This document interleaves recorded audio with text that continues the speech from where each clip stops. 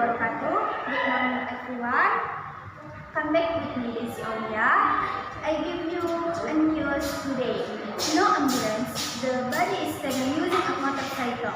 Further, become a conversation for the community of children who had died. And then, explanation of the hospital of the case of the baby body was the home using a motorcycle. One person said, right. We escaped to the local village here. According to information, he charged with a fever sign last Friday and died at the hospital. And finally, the body was taken fever and the hospital ambulance was not available.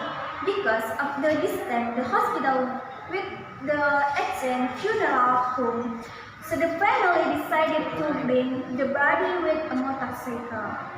And Desi Aulia, thank you, goodbye.